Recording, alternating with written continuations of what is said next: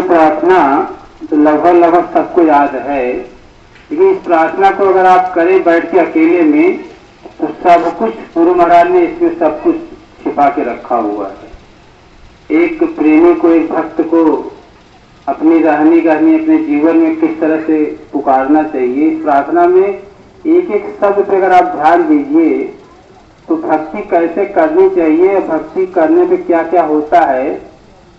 सुत भीगे अमीर सुधार, मतलब जो हमारी आत्मा यहाँ कैद है, दोनों आंखों के भावों के बीच में जो आत्मा बैठी है, उसका संसार से कोई मतलब नहीं है। हम जो खाते पीते हैं नवरस खसरस जो है, उससे आत्मा से कोई मतलब नहीं है। मतलब आत्मा का ये भोजन है ही नहीं है। अब विचार करिए, जो काया जिस पावर से चल रही है वो आत्मा की पावर से काया चल रही है, लेकिन आत्मा का भोजन यहाँ है ही नहीं है। ये तो शरीर का भोजन है, हम चावल दाल रोटी सब्जी विटामिन सारा लेते हैं एक काया के लिए, शरीर के लिए, और लेकिन सारा विटामिन प्रोटीन सब कुछ खाने के बाद भी अगर आत्मा का पावर न मिले तो इसमें चेतनता नहीं आ सकता। ये हाथ और हिलेगा नहीं हमारा आपका। मतलब चेतन इसलिए है कि वो आत्मा यहाँ बैठी है, उसी के पावर से चेतन है। और आत्मा का भोजन क्या है? अगर आप अगल बगल पूछिए सभी लोगों से कि भैया आप चावल दाल रोटी सब्जी खाते हैं, नवरस खसरस खाते पीते हैं, लेकिन जो आपकी आत्मा है उसको क्या खिलाते हैं, उसको क्या पिलाते हैं? तो कोई जवाब शायद ही किसी के पास होगा। जो गुरु भाई बहन होंगे उनको तो मालूम है आत्मा का भोजन क्या है। अमृत। क्या है? अमीर रसधार, मतलब अमृत की जो धार है, जैसे बरसात होती है, पेड़ पौधों पे पड़ता है, हमारे आप ऊपर पड़ता है तो उस बरसात के पानी से हरा भरा हो जाता है। वो अमृत की धार आत्मा के ऊपर नहीं पड़ रही है। जिसकी आत्मा बेहोश है, अभी होश में ही नहीं है। मतलब अमृत क्या है? संसार में कहीं अमृत मिलेगा? वो बात अलग है, सब कहते हैं भैया तो बड़ा अच्छा भोजन अमृत की तरह था, लेकिन अमृत एक ऐसा तत्व है, आपको पानी मिल जाएगा, सारे विटामिन मिल जाएंगे, नवरस खटरस मिल जाएंगे खाने पीने के लिए, लेकिन अमृत की कोई मार्केट या कोई मंडी या कोई कहीं पे उपजता है? कहीं देखा है अमृत? आपने कहीं अमृत देखा है? अमृत कहाँ है?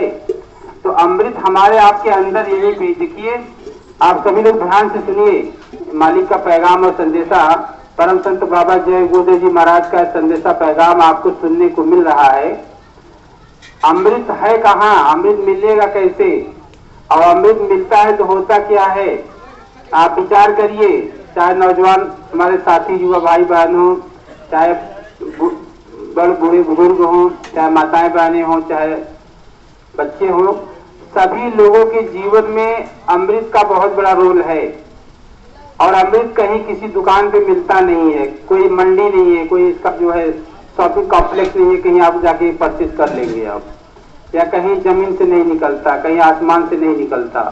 अमृत एक ऐसा तत्व है जो नाम और शब्द, जैसे जय गुरुदेव नाम, भगवान का नाम अनंत नाम है भगवान का, ऐसे ही जब आप नाम का सुमिरन करते हैं, नाम का जाप करते हैं जो गुरु के द्वारा आपको मिला है, दिया गया है, अगर उसका आप सुमिरन करेंगे तो अंदर से जो है अमृत की रस धार, जैसे घर में टोटी है, नल का चालू करते हैं तो पानी गिरता है, तो ऐसे यहाँ अंदर जो अमृत है पूरा भरा हुआ, सबके अंदर भरा हुआ अंदर, लेकिन वो उसका कनेक्टिविटी वो कैसे मिलेगा ये भूल गए हैं। और ये भेद और रहस्य खोला है किसने? ये पावर है सतगुरु को। जो संत महात्मा होते हैं, पूरे दयाल होते हैं, उन्हीं को पावर है, क्योंकि वो अमृत का रस बराबर वो उनके अंदर में बराबर उगा रहा है। हमारे आपके अंदर अमृत का रस है, लेकिन हम आप उसको ले नहीं पा रहे, हमें आपको पता ही नहीं है कैसे लिया जाता है। तो दोनों आंखों को बंद कर लीजिए, दोनों कानों को बंद कर लीजिए, और आप शांत होकर एकांत में बैठेंगे तो अंदर में जो स्वामी जी ने सुमिरन ध्यान भजन बताया है, अगर उसको करेंगे और सुमिरन ध्यान भजन नहीं बने तो प्रार्थना करिए कि मेरे प्यारे गुरु दातार ममता द्वारे खड़ा। दरवाजा कहाँ? यहाँ पे है, जहाँ पे तिलक चंदन बिंदी हम लोग लगाते, मस्तक में दरवाजा है, यहीं से वो अमृत की रस की धार मिलेगा, ये अंदर में।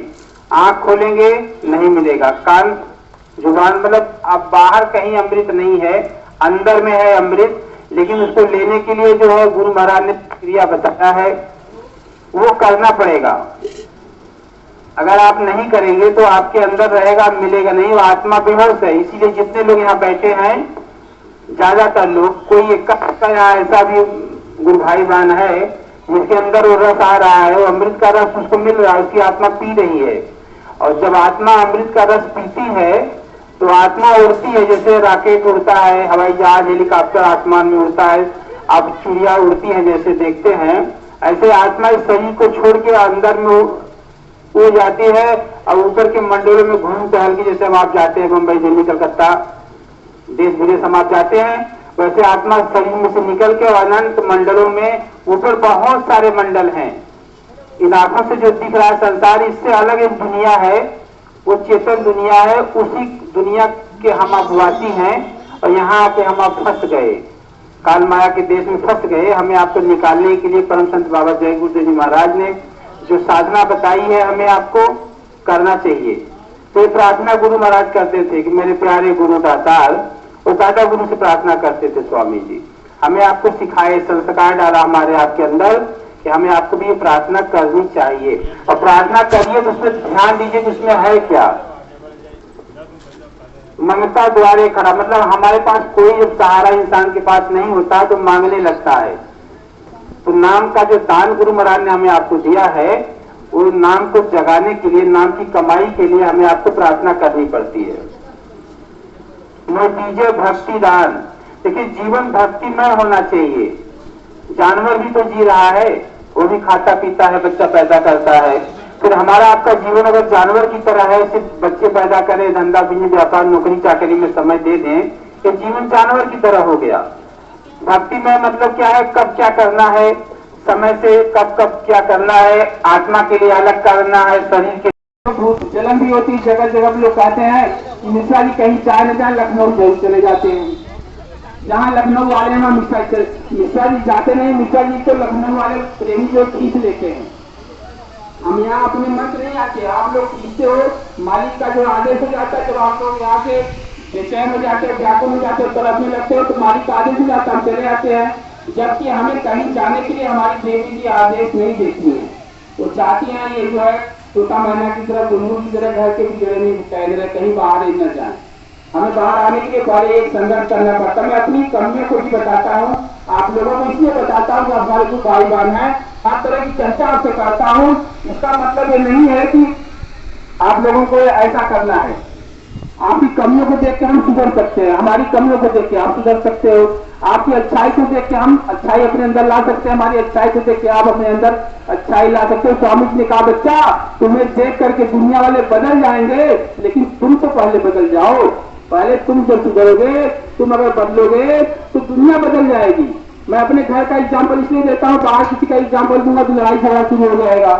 हमारे घर में जब मैं भजन करता था तो हमारे छोटे भाई सब लोग कमाते थे, किसी का फ्लैट बन गया, किसी का गाड़ी मोटर हो गया, किसी का कुछ हो गया, और हम भजन करते थे तो भाई हमारा सारा चीज पीछे पीछे हो रहा था। मम्मी भी, पापा भी, भाई बहन सब, राशन रिश्तेदार सब, परिवार सब लोग कहते थे अरे ये तो मतलब भजन से क्या होगा।